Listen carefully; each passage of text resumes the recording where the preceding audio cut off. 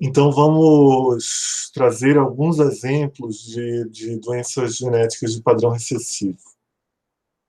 Então, um dos mais estudados é a fenilcetonúria, né, apelidada de PKU, que é considerado um erro inato do metabolismo. Ou seja,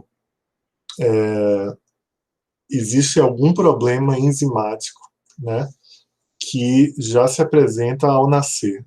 Ele é congênito, ele tem um início no nascimento. A fenilcetonúria é um grupo de aminoácido-patias. Por quê?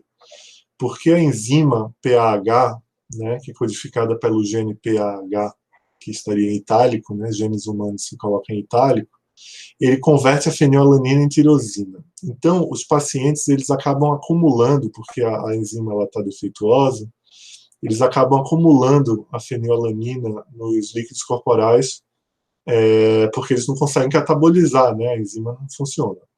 E aí essa hiperfenilalanemia, palavra difícil de falar, ela prejudica o desenvolvimento do sistema nervoso durante o início da infância, e ela interfere, então, na função cerebral. E se não for manejado a tempo, ela resulta numa deficiência intelectual. Tá? Então, existe uma pequena fração da fenilalanina total que ela pode ser metabolizada por outras vias. E aí você tem, nas outras vias, o acúmulo de ácido fenilpirúvico, que é um cetoácido. Então, aqui você tem essa conversão por essa enzima, que é a PAH, que é a fenilalanina hidroxilase. Tá? Aqui são as outras vias.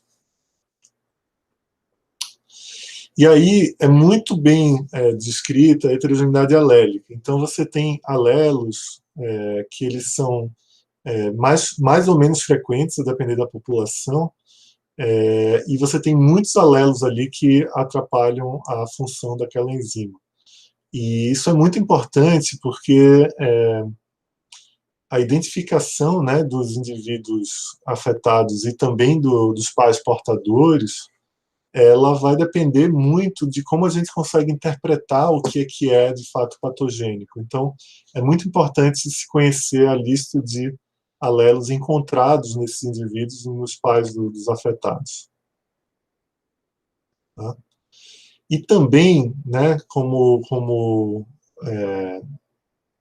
eu falei anteriormente, essas vias alternativas de metabolismo da fenilalanina, elas podem promover um pouco de heterogeneidade de locus. Então, você tem aqui outros genes que codificam essas enzimas que participam do metabolismo direto da fenilalanina, que também estão alterados. Então, é por isso que é importante a gente entender o que significa heterogeneidade de locus e heterogeneidade alélica. E o tratamento, e é muito importante identificar isso cedo, porque o tratamento ele é relativamente simples. Você tem uma restrição dietética de fenilalanina. Em alguns casos, você também poderia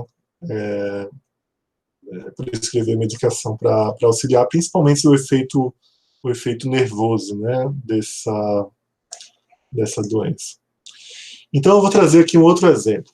Tá bom? Então, vamos assumir que a gente tem um casal, e esse casal ele está muito bem mapeado aqui para cima, né? Eu não coloquei, mas ele está muito bem mapeado aqui para cima. Os dois eles são afetados por um tipo de surdez. Então, os dois são surdos, uma surdez recessiva. Então, eu já sei que os dois são afetados por um padrão recessivo de surdez. Então, o que a gente espera da prole desses indivíduos?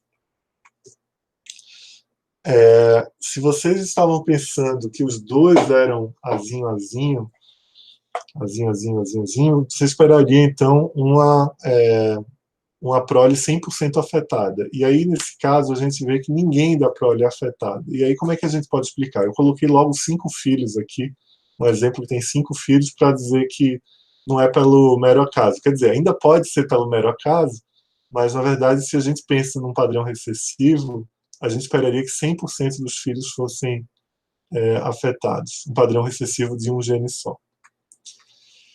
E aí esse é o caso que a gente esperaria se fosse num gene só. Então vamos pensar um pouco. O que pode ter acontecido aqui? A gente falou sobre heterogeneidade de locus. Então, se esse casal aqui, ele na verdade for, eles são surdez recessiva, mas por conta de dois genes diferentes, então o gene A e o gene B, você tem os filhos todos portadores de alelos normais para o outro gene. Então, você tem o que a gente chama aqui de complementação. Você complementou o gene B alterado aqui, o gene A alterado aqui, então o B da mãe e o A do pai são normais, e aí você consegue, na hora de cruzar, ter todos os filhos heterozigotos. Lembrando aqui, eles são todos portadores para as duas formas recessivas. E aí, nesse caso, está no mesmo gene, a gente observa nessa família aquilo que a gente esperava inicialmente, né, que é o mais intuitivo, que todo mundo é afetado por alterações no mesmo gene. Tá?